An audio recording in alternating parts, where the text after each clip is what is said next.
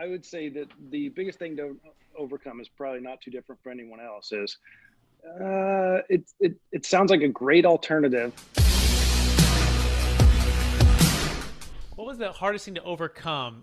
Because being in the multifamily industry for a while and maybe doing 1031s, or maybe you hadn't done any 1031s in regards to your syndications, what was the hardest thing to overcome for the deferred sales trust? Because I know for me at Marcus Millichap, this was like 11 years ago when I first heard about it. I'm like, I was selling multifamily deals, doing 1031s with clients, and we're like, "What? This seems like too good to be true." Or how is it really going to be work for me? What was the biggest challenge for you to overcome, David? And then what is it like now that the trust has been closed, and how's it working out? Yeah. So I would say that the biggest thing to overcome is probably not too different for anyone else. Is it sounds like a great alternative, but what's the catch, right? And I would say, the catch really is number one, really understanding how it works and getting comfortable with it. Number two, I would say that the paperwork was pretty easy. We thought, you surrounded yourself with a good group of advisors, Robert Kelly, as well as Todd Campbell on the legal side. And so a good team that will take the time to sit down and have a phone call. In Robert's case, we met him for lunch, but a good team that really knows what they're doing, and so that's really helpful. I would say on what would be something that would be, and don't want to say it's a negative, it's just a learning curve, right? And that is taking that money and reinvesting it in deals, our own deals, right? It's a little extra paperwork, yes. However, it's worth it because you can take that money, delay avoiding taxes, and really be able to use that money tax-free, obviously, until there's some sort of a liquidation event, but grow that money, prior to paying taxes, just like kind of a self-directed IRA, right? It's really nice to be able to do that, and it provides us the ability to grow our business. Yeah, absolutely, 100% right, and that's what we pride ourselves on, giving you some more access to capital, deferring the tax, right, versus the 1031 exchange, which can be very kind of challenging. In 99% of the syndicators we work with do not 1031. They don't allow 1031 money in, nor do they do it out because it's just too complicated. But the deferred sales trust is very, very flexible, and it allows each individual to kind of go their separate ways, and then to have their own deferred sales trust to go back into more deals. And you can learn more about that at capitalgainstaxsolutions.com. That's capital. All right, everybody. Hey, welcome, welcome, welcome. For those who are joining for the first time, my name is Brett Swarts. I'm founder of Capital Gains Tax Solutions, where we believe most high net worth individuals and those who help them, they struggle with clarifying their capital gains tax deferral options. Not having a clear plan is the enemy, and using a deferred sales trust is a great way to exit highly appreciated real estate, business, cryptocurrency, primary homes, save a failed 1031 exchange so you can create and preserve more wealth, or help your clients, friends, and family do the same. I'm excited for today because we're going to be talking about a deal close story of the week, which you just heard from David Sloan, a client of mine. He closed his fourth deferred sales trust, so that's coming up here in a moment. But I'm also joined by the amazing and great financial advisor. I call him the CPA Whisperer, Jake Miller. Jake, how are we doing? Doing great, Brett. Glad to be here. Always a good time. Excellent. And also Pierce York, a podcast extraordinaire now. He's running the podcast, realtor down in Newport Beach, and part of the Capital Gains Tax Solutions team. Pierce, how are we doing? Good, Brett. How are you? Phenomenal. So, Awesome. So with kind of our vision here today is to kind of give you guys an overview of the Deferred Sales Trust as well as the deal close story of the week.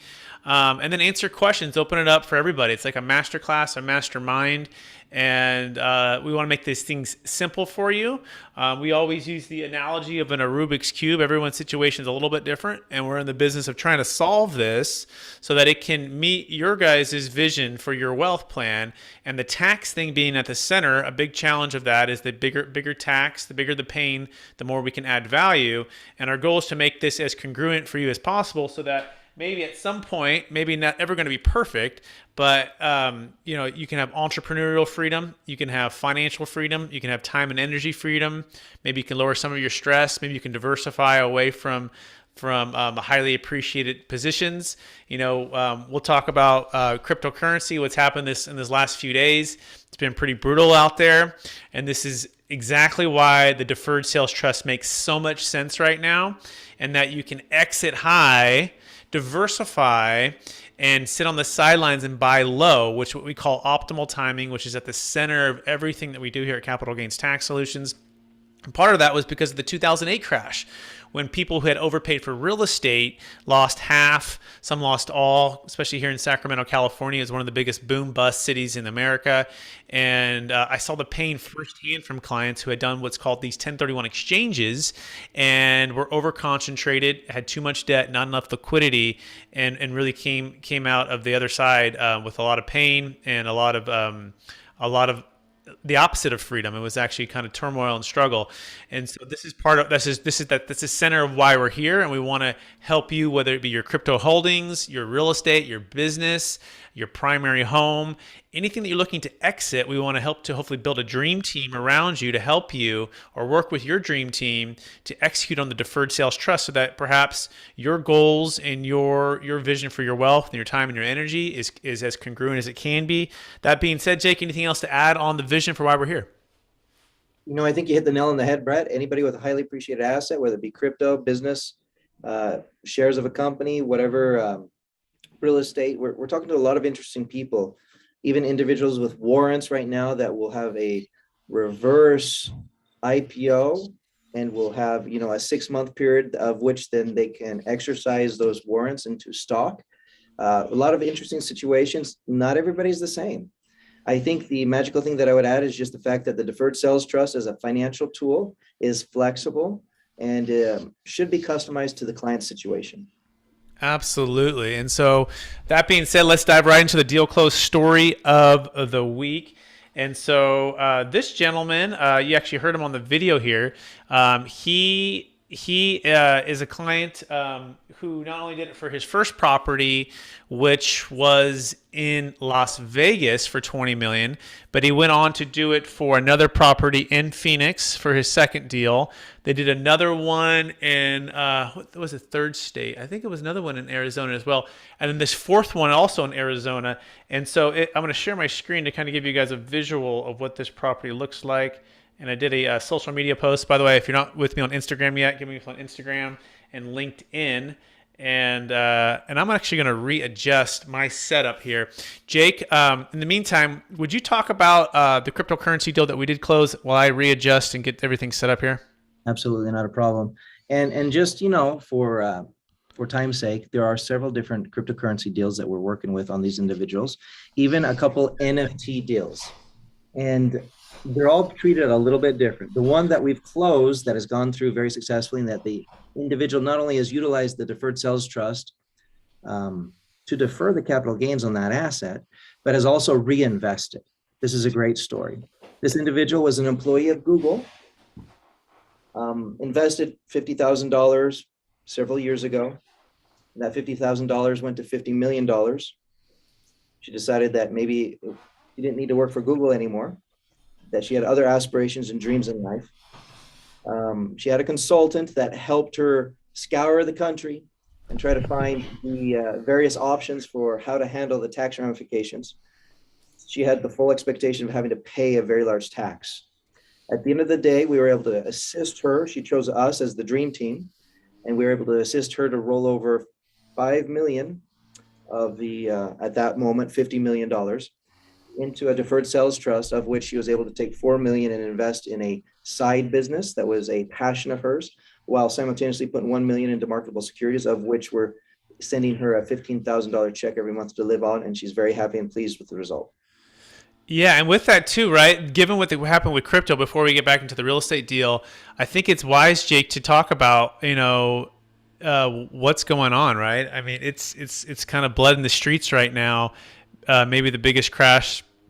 I don't know how it ranks in crypto history, but as far as billions and billions, I think it was $200 or $300 billion was wiped out on some of these positions within about a 24-hour period. What's your take on what's happened this week, Jake? That again is also the wonderful reason why a lot of our clients are using the Deferred Sales Trust to diversify their assets, so that they have assets that they can pull money from should something happen to their primary source of income or the primary asset. A lot of times people utilize the deferred sales trust for the biggest sale of their lifetime, or for, such as this real estate individual we're going to talk about here right now, for a series of large transactions. In this scenario, well, let's just speak in general. A lot of our clients that we've been able to assist, they may have made historically, and I'm talking about some of the clients in the past, they made a very large, or they accumulated a large amount of assets doing one thing, and that might have been crypto. The advice that we typically give is to help them take what they've earned and be able to reinvest in such a way that, one, they can diversify, and two, they can secure some of their gain and reinvest it in other assets without taking constructive receipt today. Now, for our client who is watching some of her portfolio go up and down, we of course are trying to stay in contact and have these discussions and everything else, but fortunately she's receiving income every month from a stock portfolio. So her position is not necessarily as devastated in the sense that timing isn't against her. Even though her Bitcoin is suffering just like everybody else's Bitcoin, she has assets and income derived from somewhere else besides a W-2 employment job.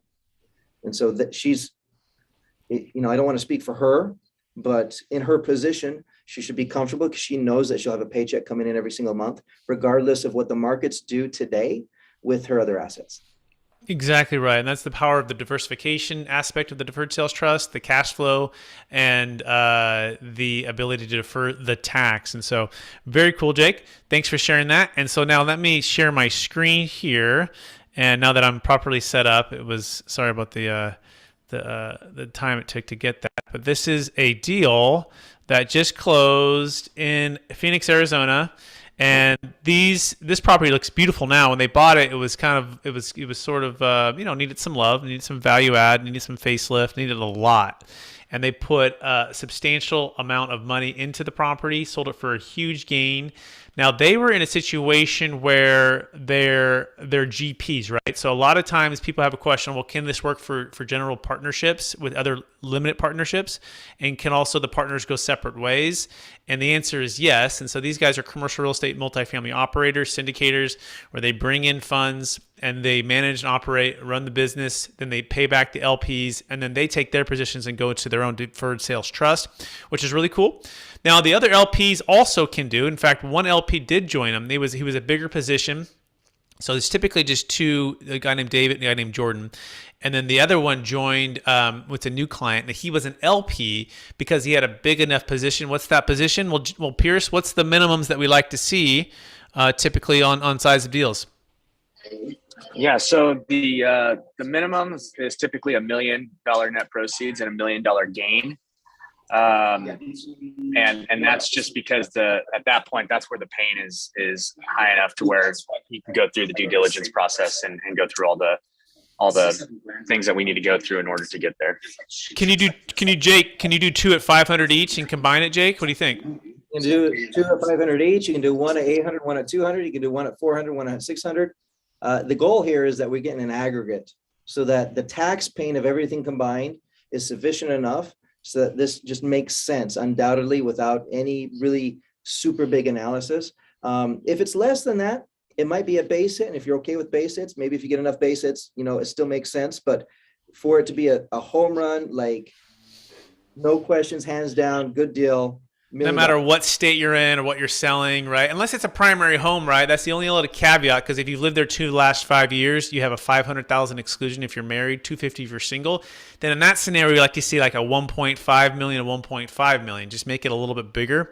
Because why? Because we need that gain to cause the pain of the tax to be able to be deferred to make it make sense to hire us to do all the stuff that we do. So, all right. So that's our deal close story of the week. That's the vision. So now I'm going to open it up for questions or thoughts, ideas from anybody here. And so you can unmute yourself. You can also put it in the chat. Just state your name, where you're from, and then ask away your question.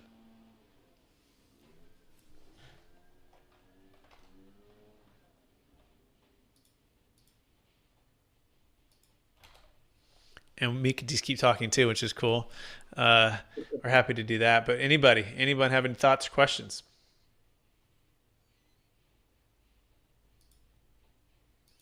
Look at the full gallery. I think Simon, who is here with us, has a very interesting client situation. I don't know, Simon, if you want to discuss that here with the group. Sure. Good morning. My firm is based in San Francisco, California, but I'm currently in Colombia, so it's a little different. Oh, can you hear me now? We can hear you the whole time. Everything's good. Oh, I hear me all the time. Okay, great. Then I have a client that is based in California, and he came into some real estate, and it's from his long lost family in Germany. And so it was like a generation skipping thing over there or something. I think we would all love to be your client right now. You know, somebody that we forgot about, we didn't even know existed, and they just didn't even know existed. Saying that even know existed. 30-year-old guy sitting in San Francisco, working for City of San Francisco as an engineer or something like that, is like, oh shit, I'm just gonna inherit $5-10 million, right? So all this property in Berlin, it's like 5-7 properties. Some of it's multi-unit, multi-story buildings, right? Stuff that's been kind of acquired since World War II. And it's being split up between 7 of his unknown cousins, people he barely knows. Everybody has like different citizenships. There's some that are Brazilian. They're like a Jewish family. So it's like they all left the country, but they still held property in Berlin, or somebody there acquired property in Berlin. So you have this diaspora of this Jewish family, and it's all living in different countries. And he's one that is a US citizen and a German citizen. And so I think something like this, if that would be applicable or doable for foreign property, would be very interesting. So there's another caveat here that really makes things interesting. So Brett, I guess in Germany, there's a rule that if you own the property more than 10 years or something like that, you don't have to pay capital gains tax on that in Germany. Yeah. However, money flowing into the United States from whatever source, if there's no taxes paid somewhere else, there's no foreign income tax to offset it. Right. So he's going to be fully taxed on the capital gains on the Obama 3.8 plus the state of California. Yeah. Yeah. And we know this because he's already had prior transactions where he had to pay all the taxes. Then he reached out to Simon. Yeah.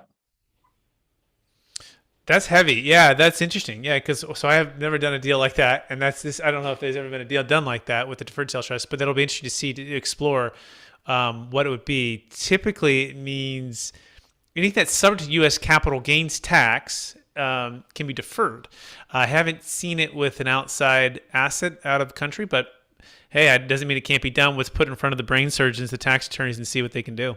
So we're looking to schedule it this Wednesday with Todd Campbell and yourself, Brett. Todd has already commented that this should be just like any other normal deal. The only concern or caveat would be if any foreign taxes were paid, of which we were able to find out that they haven't. So this, interestingly enough, obviously it's going to be split 7 ways. So I think are the other cousins in the U.S.? Where are they located? They're all over the place. I think there's some in Brazil, there's some in Europe, there's some in France. Are we sure we're not cousins of these people? Maybe we can find out. You have somebody in your last name Trout. Let's throw my name in there. Yeah, that's really cool, man. What a neat story, Simon. That's fascinating. How did you meet this particular client? I speak German. I have a little bit of. I'm half German. I'm family's from Berlin, so I'm familiar with the properties he's actually has over there, or where they're located. And so, my business name, if you can see in the background, is Kaufman Advisors. Kaufman is the German word for business person. So since that's who I advise, that's what I called it. And so, so I have a little bit of stuff on my website that makes the SEO searchable if you're looking for like international tax. And so I have quite a few German clients that I think they're just kind of oh, Kaufman. They kind of, He's a business person. He's our guy. yeah. Love it, Simon. That's really cool. Yeah, and I'm originally from Mission San Jose, Fremont, so not too far from the Bay, San Francisco, and so cool. But I'm in Sacramento now, so we're just around the corner, so not too bad. Nice. So very cool, Simon. We're looking forward to that, and pleasure to meet you here. Any other thoughts or questions on that, or just in general the Deferred Sales Trust? Because I know you're probably still learning for the first time, and maybe everyone else can kind of glean from what questions you might have, especially as a CPA, right? I mean, it's a good source to start with. Yeah, I'm just super interested in kind of how that's held up and how it holds up.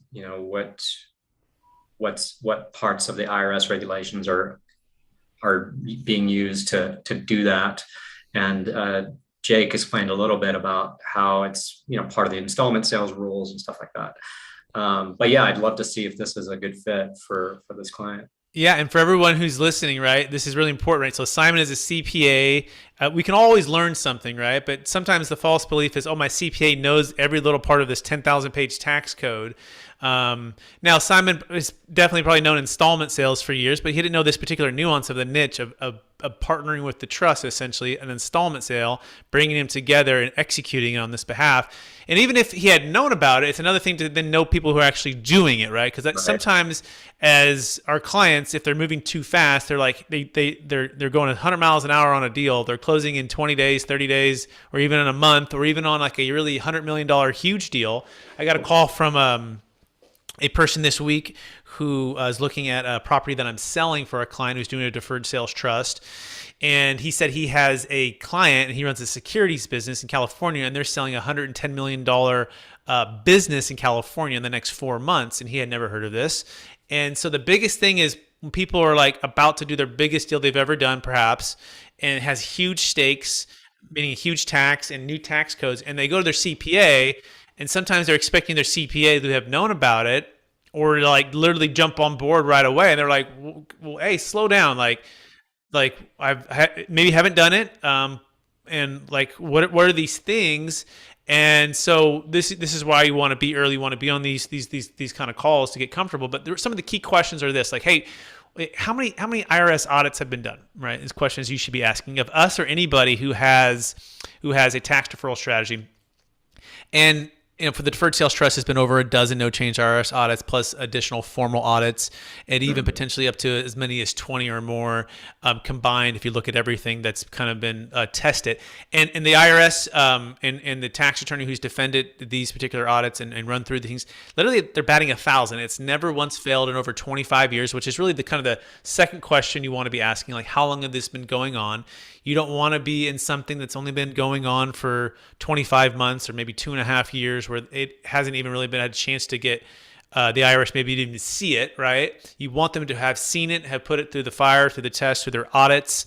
The next thing you want to ask is, well, how many have actually been done? The answer is thousands, okay, which means tens of thousands of tax returns.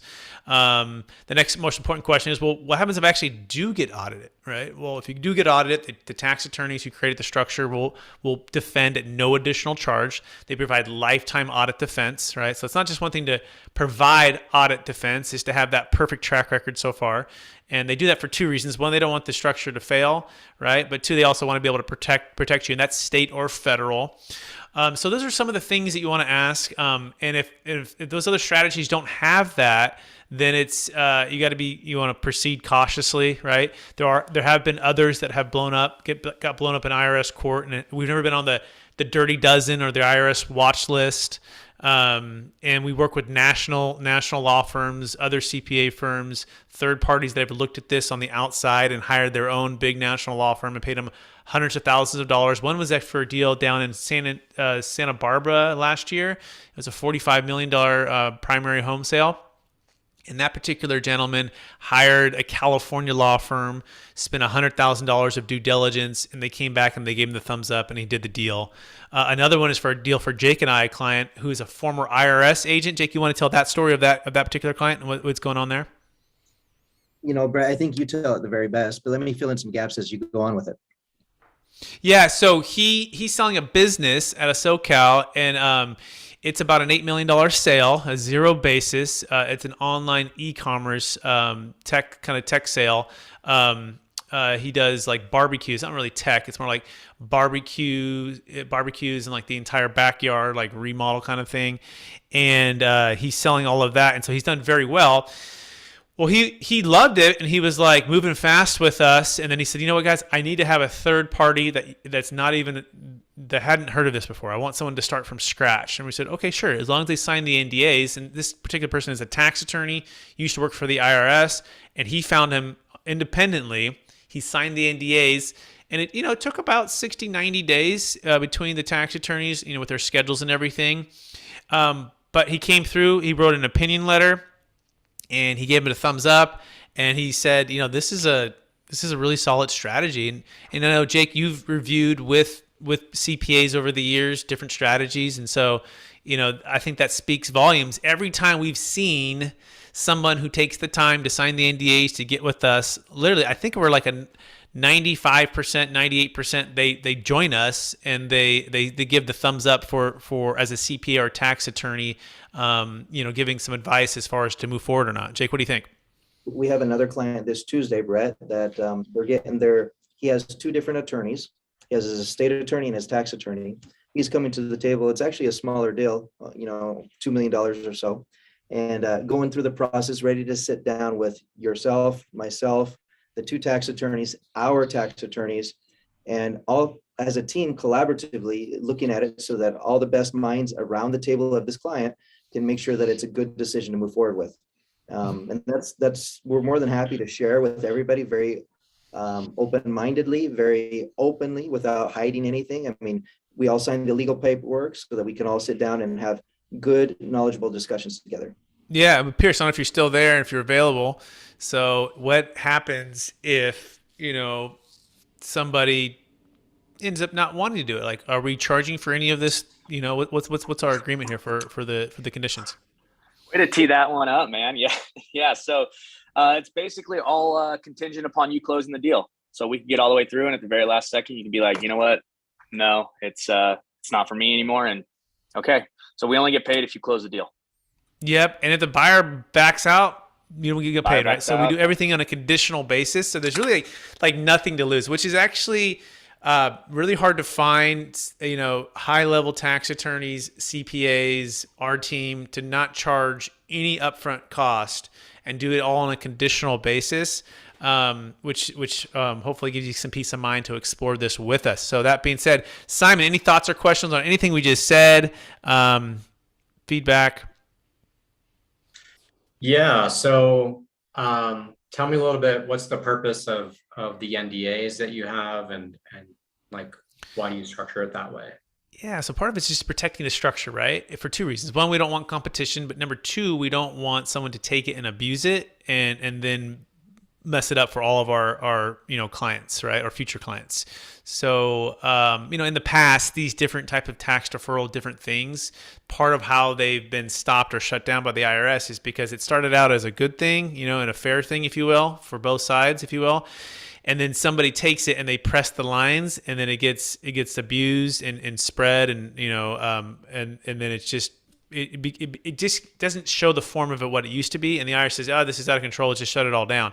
So that's why it's been painstakingly protected. So hopefully that answers the question, Simon. Yeah, and if I might just add to that, I like to eat a lot, and if there's like a world famous chef, that world famous chef, he might be willing to share his recipes, but at the same time, his recipes alone don't make him the chef.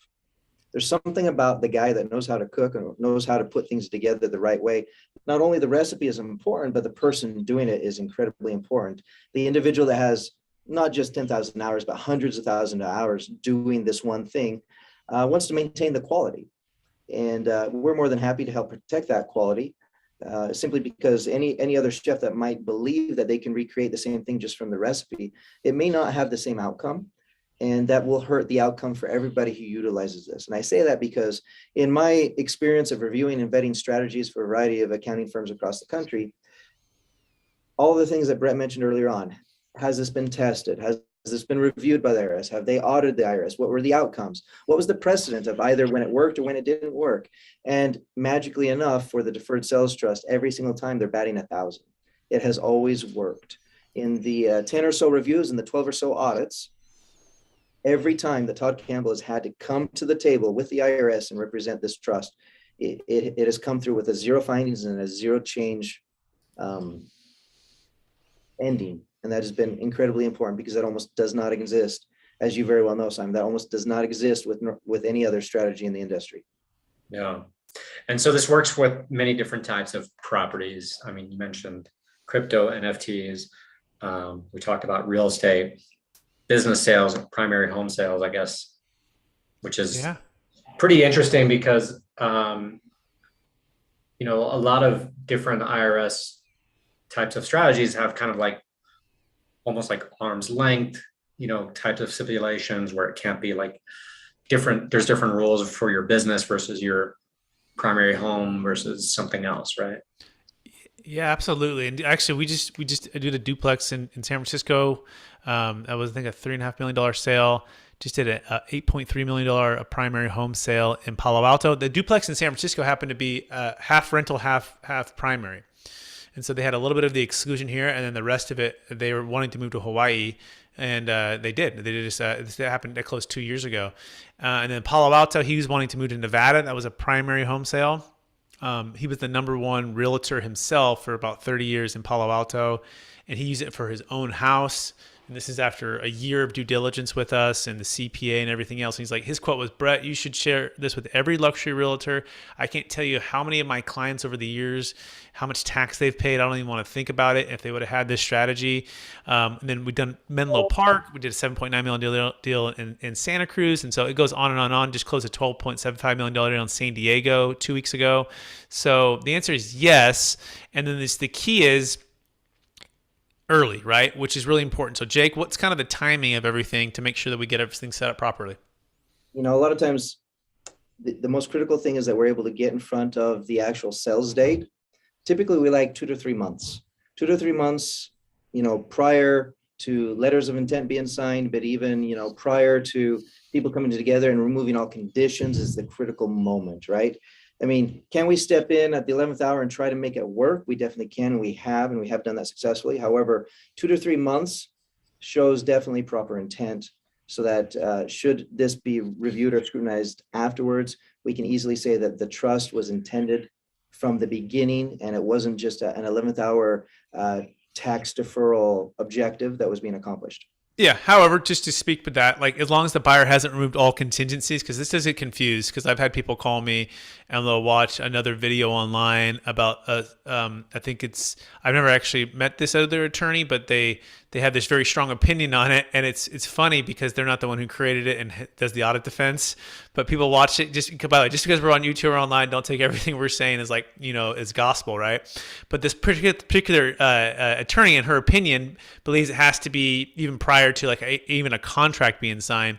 And it's just simply not true. And this is straight from Campbell Law. They're like, no, as long as the buyer hasn't removed contingencies, there's a thing called like a binding commitment test, right? Where like the seller, the buyer can basically legally compel the seller to perform, right? And which basically means that the buyer has removed all of the contingencies on his or her side, right? And the seller is just not going to perform because they don't want to pay the tax all of a sudden or whatever other reason, like that the seller is going to be compelled to sell. So as long as there's a contingency remaining and the seller is able to insert the deferred sales trust, a specific trust, into the purchase and sale agreement via an addendum and actually form a trust, then we're good, right? And so that's the key. Like, when's the last time we could do it? Well, has the buyer removed all contingencies? Now, let's imagine they have. Well, if it's an investment property, are the funds sitting at a qualified intermediary? Is it part of a 1031 exchange? And then at that point, in fact, we use an exchange accommodator, Simon, right there in the city.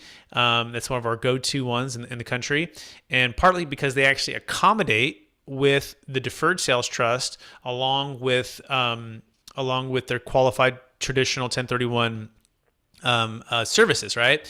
Which is important because there's some exchange accommodators that don't want you to know about this. In fact, they write blog posts about why it's not legal, or why they think it doesn't work or whatever. And you're like, Well, of course you do. You guys don't want us taking your business. But remember, a 1031 exchange only works for investment property owners. It doesn't work for primary homeowners. It doesn't work for cryptocurrency, business owners. Doesn't work for public or private stock. The deferred sales trust works for artwork, collectibles, NFTs, all of these asset types. 1031 is Blockbuster because it only works for a few. So anyway, so that's kind of the long answer to the question. Does that make sense, Simon, or any other questions there? Yeah, that's pretty great. And then once that transaction has happened and the money goes into the trust, then it's what?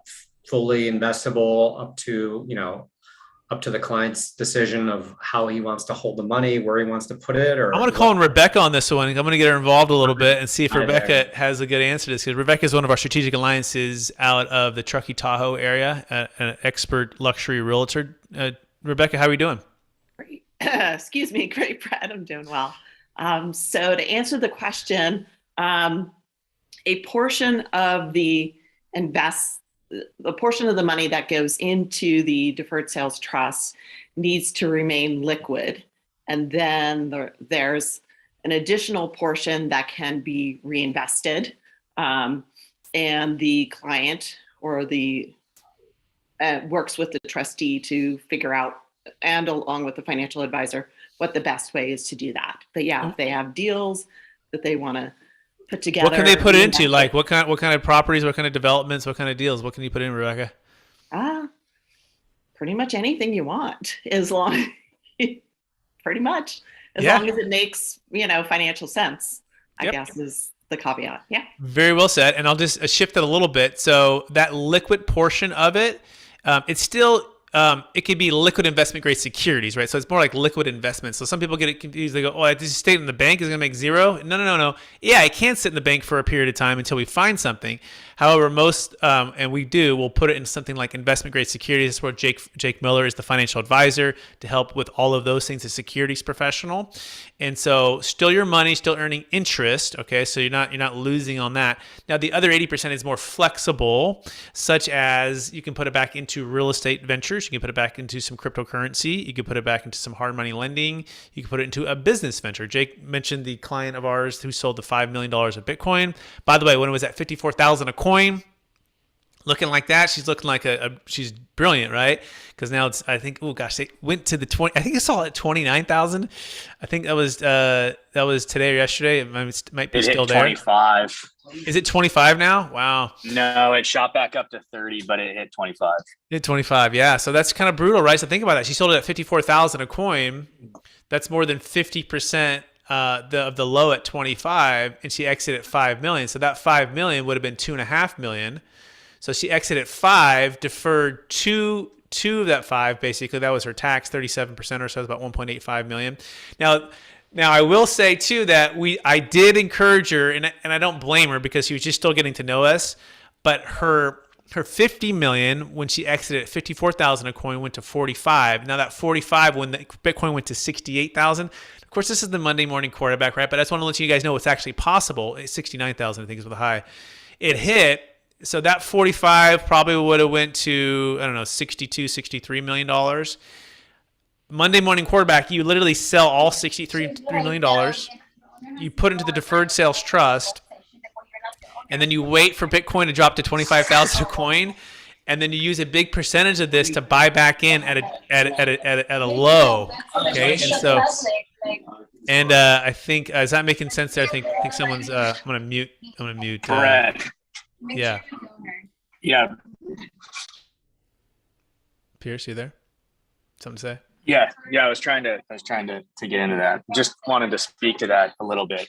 Yeah. Jump in. Just to say, like, I know a lot of people think oh, that sounds like too good to be true, and whatever, that can't happen. But you literally have a story, and I tell it all the time, of how it actually did happen. The guy back in 2006 who had that $20 million apartment complex, and then ended up selling it. Tell the story, Pierce. Tell the story. He sold it, man. He did it. He did the DST. He did 1031. He couldn't find the up leg, all that stuff, and he ended up doing it. He deferred a bunch of tax. He put it into the DST, and then and then in 2012, he got a call from the bank and they said, "Hey, we're foreclosing on that buyer. You want to buy it back?" He's like, "About 40% off? Yeah, I'll do that." And JB partnered with his trust and redid it. And I tell that story a lot just to say, like, and it's not like that happens every day, but he was positioned correctly, right? Like, luck is where hard work meets preparation and opportunity. And so, like, if you're set up for success like that, and you have the tools and you have the systems and you have the structure in place, you can execute on things like that. So yeah, you can, when Bitcoin hits 25,000, you can put a bunch into it, so for those who are like, oh, the timing thing is not a big deal. Like, it is so important in any sort of investment in a business deal that you have timing on your side, and to be able to control the timing is unbelievable, because it's the one thing you can't get back, right? Like, it's not a renewable resource. And so having that ability to control it as best that you can is so powerful. Love it, Pierce. You couldn't say it better myself, my friend. You are learning. I feel like I'm Yoda, right? And you're Luke Skywalker. So keep it up. Jake, any other thoughts on that? Everybody's situation is different. Just to reiterate again, Simon brought up a good point. A lot of these strategies are business or personal, like they don't mix a lot. This particular strategy is all about an asset that is appreciated, like a capital asset that is appreciated greatly over time, or it could be over a short period of time, over a long period of time. And so it can be a personally owned asset. It can be a business asset. It can be shares, it can be crypto, it can be NFTs, it can be paintings, it can be a number of different things. And so this is truly a solution and a financial tool that can help accelerate the growth of future investments, simply because we control the timing of if and when we pay those deferred taxes. And that is very powerful, because then we're able to reinvest a greater percentage of our assets going forward to produce more income, more jobs, more overall wealth. And that's critical, and that's important for all of our clients that we work with. Yeah, and the idea here is tax flow versus cash flow. We've been taught to just talk about cash flow. It's all about cash flow. Well, it is, but it's even more important that it's about tax flow. In fact, the largest wealth transfer in the history of the planet is happening right now, and it's the baby boomers.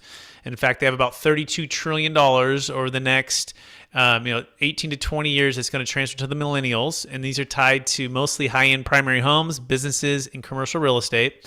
And then you have these crypto millionaires, right, and crypto billionaires that have a lot of assets too. And so you got to look at not just cash flow, but tax flow in the perspective of estate tax. Estate tax is a big challenge right now for people that have more than 22 million married, 12 million single. It's not necessarily on the forefront of people's minds because it is about death, but it is something to consider, right? If you can exit in one day without buying a bunch of life insurance or giving it all away to charity, or having to have a bunch of kids to try to gift it away, you can create a situation where you're exiting literally hundreds of thousands to millions of dollars of tax with the Deferred Sales Trust 2.0. In fact, that's the deal. That inspires me. I'm going to call the gentleman back that I talked to a couple of days ago on a $10 million deal and let him know that, yeah, that's 40%.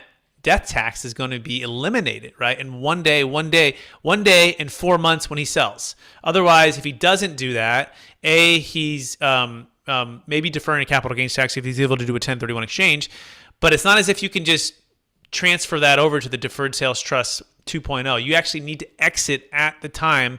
It's like the fourth quarter, 10 seconds to go. Like, you have one chance to do this and get it all outside because it's changing the characteristic, and you have a third-party buyer. And so that's the other thing we want to talk about is it's tax flow versus cash flow. It's estate tax challenges for ultra high net worth clients. And it's also capital gains tax stuff. It's not just capital gains tax. It's also estate tax. So that being said, anyone else? Simon's had some great questions and thoughts and discussion here as a CPA, but everyone's invited. No questions are bad questions. We're here to answer them. In fact, I think we have something in the chat here. Hey, Brett, real fast. I got to bounce. I got some people here in person that we need to go over to PST. Good. Appreciate everything that everybody does every week coming to this meeting.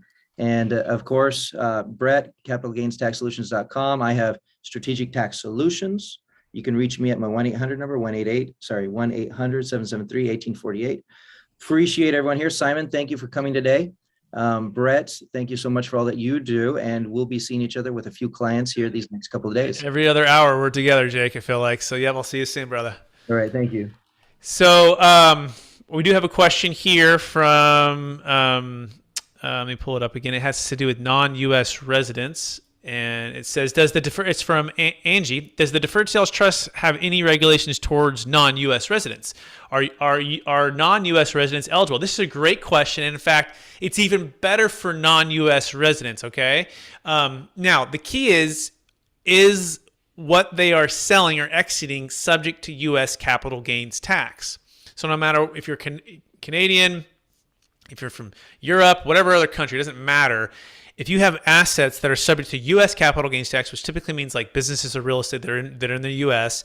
that you're going to exit from, there's going to be capital gains tax. Yes, you absolutely qualify because the asset is subject to U.S. capital gains tax.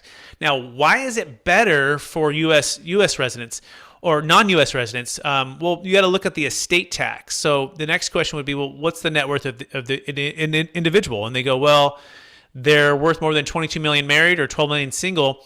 Well, it's not even that anymore. It's literally like I think it's $65,000 or $68,000 if you're a non-U.S. resident. So let me paint that picture.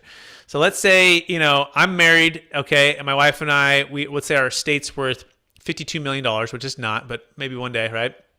If I were to die tomorrow and she were to die tomorrow and all of it's inside of our taxable estate, that extra 30 million above that 22 exemption is going to be hit with a 40% death tax. So that's $12 million. Has nothing to do with the stepped up basis, has nothing to do with the 1031 exchange or capital gains tax, has everything to do with estate, what's your total estate at the time of death. Now, check this out. Let's imagine I wasn't a U.S. citizen, right? Or someone else is, and they have the exact same situation. They have no exemption. So on $52 million, they're subject to 40%. That's $20 million, almost $21 million. $20,800,000 would be their estate tax because they're not U.S. citizens, right? Which is incredible to think about and feel like highway robbery, right? But that's the reality. Like as a U.S. citizens, we got some cool stuff. So this is why the Deferred Sales Trust Plus is like even more of a home run for non-U.S. citizens. Angie, do you have any questions on that, or is that making some sense? Yeah, it makes sense. So for non-U.S. residents, because I deal with the majority of my clients are non-U.S. residents, and a lot of them are looking to invest properties in the U.S. market. I have people from different parts of the world. And of course, everyone has different regulations according to the country that they're coming from, right? So my question was, does it work for non-U.S. residents if they're looking to buy properties, investment properties, multiple different properties in different states? If they want to go into cryptocurrency, I have a couple of them that are into cryptocurrency, NFTs. So, just trying to see how would that strategy work with them when they actually do have to file, a non-U.S. Income tax return. Yeah, that's a great question. First of all, it all depends, right? Every single circumstance is a little bit different, right? So what you brought up is kind of like on a Rubik's Cube, and different countries, different citizenships, different situations, and it's kind of all a little bit jumbled. And that's part of why we're here to do what we do. Is we hope to bring in the best to start to move this around, all of us together in a room on a Zoom these days, right? And to try to get as close as we can to congruency, right? What I can tell you is the Deferred Sales Trust, again, works for all. No matter where you're from, it works as long as the asset that you're selling is subject to U.S. capital gains tax. Then at that point, where and how can the funds be invested? Well, it's very flexible. It can be back into stocks, bonds, mutual funds, real estate, cryptocurrency. It can be in the U.S. It could be out of the U.S. for real estate. It's flexible, okay? So hopefully that answers the question there, Angie, so far. It does. Thank you.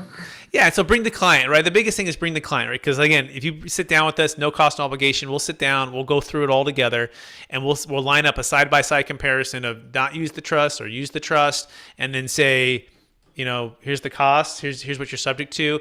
Now, their particular, how they're going to file overseas with that, we're not, we do everything in the U.S., so that would be between them and their the powers that be that they're subject to, right?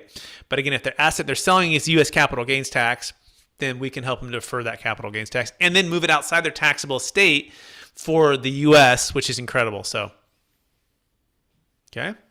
Looks like we got Jake unmuted. Jake, welcome. We got another Jake. We got another Jake that I work with up in Washington. Jake's a good name, Jake. Jake Carpenter. Jake, how are we doing today? Great. You were, I was taken back a little bit there. Every once in a while when you'd say Jake, I'd be like, oh, is that me? Yeah. So let's take it back, just rewind just a little bit. And can you talk a little bit about a 1031 exchange where they're in a 1031 exchange, they're with a facilitator that does not or is not familiar with the defeasance agreement and how to fail into a deferred sales trust. What is the process there?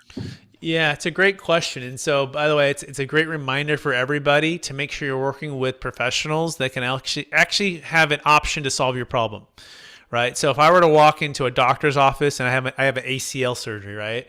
I blew both knees out, played college basketball, and I had to get taken care of. I had to get new ACLs. And if I'm walking into a general practitioner to say, hey, you got an ACL, can you cut me up and do it? And they're like, well, we've never done it. And then, okay, and we don't do it. Okay, and then I'm in the wrong office. So that's the first thing is like, you get to make sure that the people that you're working with, can they actually work with the deferred sales trust? Have they actually done it? Right? And if they haven't, then you're in the wrong doctor's office. You're in the wrong 1031 qualified intermediary. Now, some of them will have their opinions about it, but then you ask yourself, are you a tax attorney? Are you a CPA?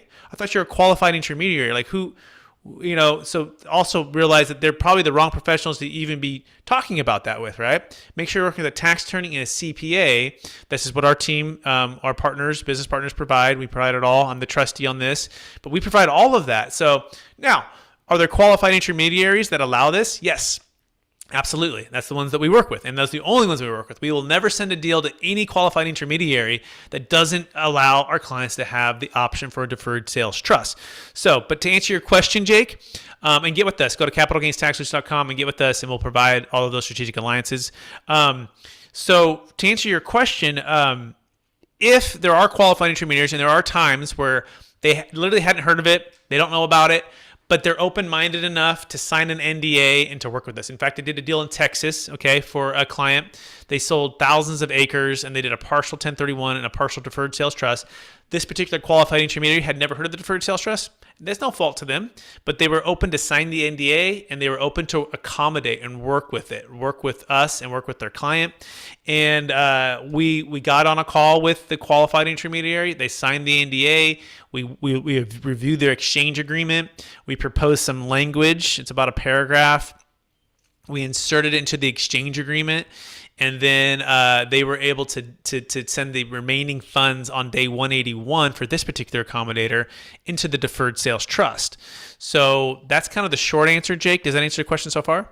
Yeah, it's kind of for everyone's benefit, but so the process is to get you on a call with a qualified intermediary or to get the tax attorneys on the call. You nailed it. Yeah, just make the introduction, right, and make sure the funds are staying at the qualified intermediary. Make sure they're not sending them back to the client yet. There's a couple windows to keep in mind. The first 45 days is your identification window, of which if you haven't identified property, then on day 46, a lot of accommodators will just send you the money back, which is then it's all over. It's taxable at that point, right? However, if you had identified something, that means they're going to typically stretch it out to day 181, which is actually a good thing because it buys us an extra 135 days to set everything up for the deferred sales trust. So the key is, again, this is a Rubik's Cube, right? I just said a lot of complex things in a short period of time. The key is get with us so that we can at least start to move this thing around where the colors start to align and we can keep what's called options open. Imagine there's like a hallway and we want to create these little doors along the hallway so that at any point along the hallway you can just exit, right? You can exit into the deferred sales trust. So if they have not identified a property within 45 days, can they still request that the qualified intermediary keep the funds and keep this thing going? Good question. It all depends again. Now, some qualified intermediaries just have by default, they're just going to send the funds back. Some might still allow it. That's kind of a little more technical. So if the funds are still there, tell them to keep it there, and then let's take a look at the situation and let's see if we can still do it. But from the deferred sales trust standpoint, there's nothing in there that says, oh, you've had to have had done these things in order to use the deferred sales trust. It's more so the qualified intermediary standpoint. So that's kind of technical, Jake, but I would say just do it on a case-by-case basis and let's see what we can do. So initially, it's basically in the first 45 days, we want to put you in contact with a qualified intermediary to begin the conversation of what do we do if this thing fails? Yeah, it's never too early for us. Like, get with us now, right? Because we don't charge, it's all conditional. We only charge if it closes. So if it's prior to you closing, just use a qualified intermediary that already works with us so you can just avoid all of the confusion and all of the heartache here. But B, if you've already used somebody else, then let's just get with them now and let's try to time this thing so that it can be, it doesn't feel like it's a fire drill. Good question, Jake. Thank you, Brett. Yeah. So we've got just a few minutes left. I want to see if got anyone another else. situation to see if this would Go, be Simon. applicable. Yeah. I've got another client. They have a company related in the solar industry, and they're doing pretty good revenues. And so they really have a lot of upside potential. And because of that, they're having outside investors come in, and they have a private equity company that's going to put a lot of cash into the business so that they can scale from 5 million in sales to like 30 million, 50 million in sales. And so because of that cash infusion, the original founder is going to be getting out something like a few million, $5 million. Now I'm looking into seeing if the section 1202, a capital gains tax exclusion, can work. But there's been some weird history with the shares and different owners and stuff like that. Would this, situation work with a DST? So it all depends. So it works for public or private stock. So and it works with S corps, LLCs, C corps, partnerships, LPs. Again, this is like, it's not a one size fits all. It's going to be dependent upon a lot of different things, but this is why we do like an x-ray of the deal, and then we try to see if there's a way to make it congruent with their situation. But everything you're saying so far seems like it would work just fine. There's nothing that is a red flag there, as long as we set it up prior to, again, them receiving or having what's called constructive receipt of the funds on the exit. You've told me though it's in the future, it's not closed yet. They're in the process of doing everything. Right. And so what we would do is we would look at the asset purchase agreement, or however they're doing this particular deal. We'd work with the M&A attorneys, and we'd work with you, and we'd insert the trust, form a brand new trust, insert it into the contract, and basically assign the interest of what was due on that 3 to 5 million is how I see it kind of being mapped out with the tax attorney. Okay. So at close, the funds go to the trust. The price purchase is going to him. That's how it stays tax deferred. Just kind of like a 1031 in that scenario. Cool. And so once it goes into the trust, he has some obligation from the PE firm that they need to put some money back into the company as as liquidity, as a loan, but that can just come out of the trust. And that's not a problem. Yep. You can always get distributions out of the trust, and it might be taxable in that scenario. Or if it's going back into a business investment purpose, then you could, and he's an active GP, even if he's not an active GP, I mean, it kind of depends. We might form an LLC, have him partner with the LLC and go back in. Or even prior to, we would just carve out that amount. So we would say, hey, this amount, instead of paying 5 million, pay us 4, and let that other million just roll with NewCo, if you will. And on NewCo, then we could own that 1 million goes to 5, let's say in 10 years or whatever. That could also exit on top of the trust as well. So the key is building the foundation, kind of what Pierce was saying earlier. Let's build a foundation based upon the facts pattern that we have, based upon what they want the outcome to be, and then go from there, if that makes sense. And it's only taxable to him once he wants to take distributions out of the trust. Correct. Exactly. So as soon as he takes distributions is when he'll actually pay some tax. And as he takes interest distributions, he'll pay ordinary income tax, 1099. He'll give that to you to report on the personal tax return. If he dips into principal, he'll pay capital gains tax on that given amount. But most of our clients are keeping the principal. We call it the golden goose that lays the golden egg inside the trust and just building on those investments, inside those investments. And they just live off the interest. Interest payments are typically as high as 8%. Most are taking 5 to 6, and they keep a little cushion between the 5 and the 8. Just depends on their risk tolerance, depends on their income needs, and that can also be adjusted along the way on the DST 1.0. Awesome. Cool. Great question, Simon. That's a great way to wrap it up. Hey, everybody, I want to thank you for attending, for joining, for participating, for your support with Capital Gains Tax Solutions. And I want to encourage you to continue to dive in with us, invite somebody next week, and check out the new book that's coming out soon, Building a Tax-Deferred Exit Strategy. We got Kevin Harrington from Shark Tank is going to be in the book. Also, Jake Miller's in the book, and a bunch of other commercial real estate people are in the book. So you can check that out. It's coming out in the next 30 days. And go to capitalgainstaxsolutions.com if you want to get started with your deferred sales trust. And we will talk or see you next week. Thanks so much, everybody. Bye. Take care. Thank you.